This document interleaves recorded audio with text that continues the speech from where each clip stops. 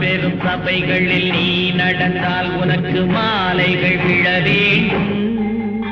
ஒரு மாற்று குறையாத மன்னவன் இவன் என்று போற்றி புகழ வேண்டும். மாபெரும் சபைகளில் நீ நடந்தால் உனக்கு மாலைகள் விழ வேண்டும். ஒரு மாற்று குறையாத மன்னவன் இவன் என்று போற்றி புகழ வேண்டும்.